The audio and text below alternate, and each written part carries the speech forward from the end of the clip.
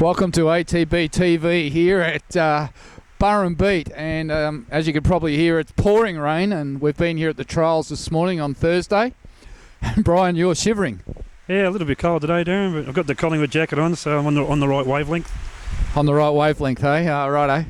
All right, well, let's look at the racing in review. We go back to Saturday last week at Caulfield, where Lucky on Barefoot raced, and was a very, very good run, finishing fourth late in the run, ridden by Jai McNeil. I think the horse goes well for Jai. Yeah, I believe he does too. And the claim definitely helped the horse because he was a mile back on the turn, and if you watch it in the show, he might have a ton of ground to finish probably less than 3 lengths from the winner. I thought it was a great run. Just probably at the start, he just bounded in the air and cannoned into Jared McLean's horse, and that put him back to last instead of midfield, and that was probably the difference between being right in the finish, as we nearly get blown off the stage. This is unbelievable. It must be, I don't know how warm it is. It's not warm at all, and it's blown a gale. Look, Lucky on Barefoot, solid run, back to Caulfield Saturday week, and he's busting to win a race. On Saturday night, we went over to South Africa with Counter Ridge, and that was pretty ordinary, Brian. I want face value, it probably was, but if you look at the field, it's a fairly good field, and she was up on the pace all the way and gave ground with a couple of hundred out, but she still finished within 4 lengths of the winner. Winner's pretty smart over there too. 1200 slow track, not really ideal for her. No, she needs firmer ground, so hopefully next time out she'll get what she wants and she can improve on that run.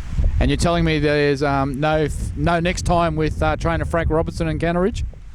So I believe it. I suppose that's in the balance. We'll have to wait and see on the next run. She's being transferred to Mike de Kock. We've had enough. Anyway, moving right on. Sunday we got up to Warwick Nabil and we had 3 runners there. And we started off with our young 2-year-old with Peter Moody, Listo Gacciano. What did you think of his run? Probably another one, probably disappointing on face value, but first up, got to forgive him. He's only going to get better with experience. He's in great hands with Peter Moody. Yeah, the post-race report from the stable suggested that the race was too short for him, and he was driven up to the front and then dropped out. So we're going to try him over 1400 now, and on a firmer track might give him some hope. But I never thought he'd be a 2-year-old. I was a little bit surprised that he's actually started racing so soon.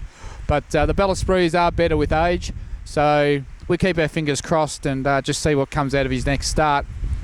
Magnus Bell also raced up at Warwick Nabil on Sunday.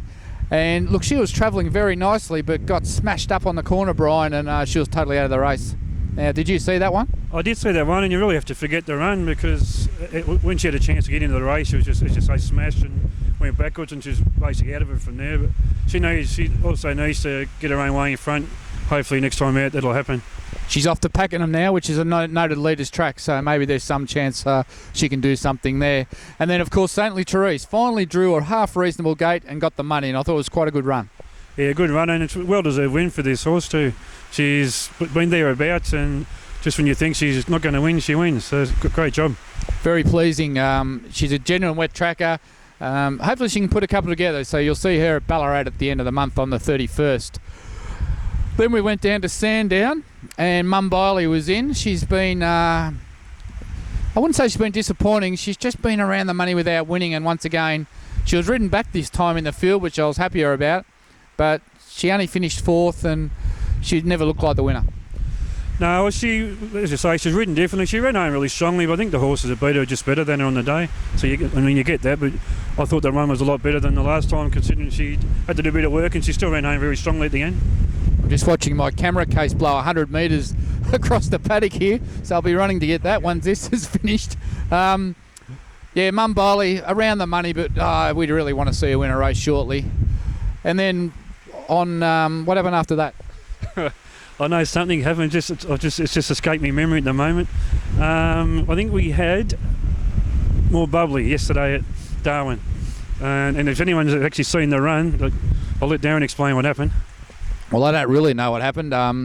More Bubbly was in the Rose Bowl, the feature race in Darwin yesterday. She was second favourite, and she jumped. She either couldn't go or wouldn't go, and she was tailed off last, where she was right to the corner at the 400 and some 20 lengths off the lead. She went out of picture on the TV, and we thought, oh, well, she's been pulled up, broken down, or he's just going to trail around. And anyway, she's ended up running second. must have made up 15 lengths in the straight, flew home, probably run 22 seconds for her last 400 and picked up second prize, which was about 5,500. An astonishing run. They're all talking about her in Darwin today. What a run that they've rarely seen on a Darwin track.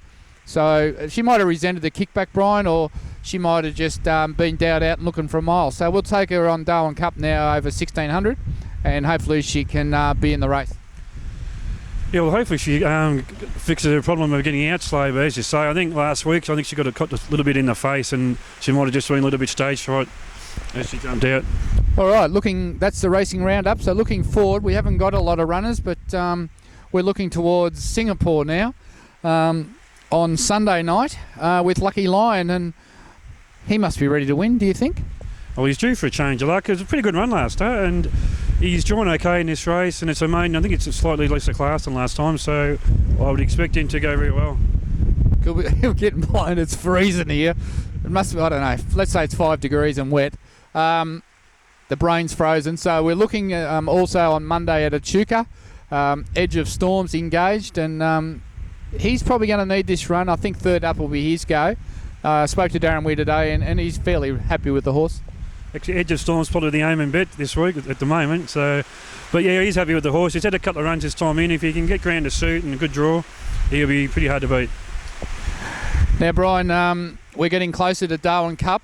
Only a couple of weeks to go. It's hard to believe in 2 weeks we're going to be standing in Darwin and it's going to be 30 degrees. Yeah, we'll be able to record this with our shirts off if you want to get rid of all the people. But yeah, it's going to be hard to believe after experiencing this today.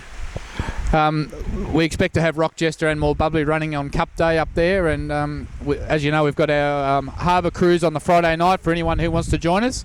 We've got the stable breakfast on the Sunday at Jason Manning's, and on the Monday, of course, it's Darwin Cup Day, and you can either come and join us in the marquee, or you can just come to the races and have a great day out. If you haven't booked or you want to be part of it, you need to let us know. And it's always a great week, and it's 30 degrees every day. And from what we're experiencing now, I can't wait. Neither can I. Yeah, it should be fun. So join in if you can. Anything else to report from ATB? Nothing too serious. No, nothing at the moment. All good. The trials here this morning at Burrenbeat were conducted. We had 4 go around, 3 2-year-olds and an older horse. Out of those horses, we had Evans' trial. She's ready to go to the races. I thought her trial was quite good. Yeah, pretty good. She's up on the pace and just sort of cruised to the line, didn't do a lot, and in good shape first up.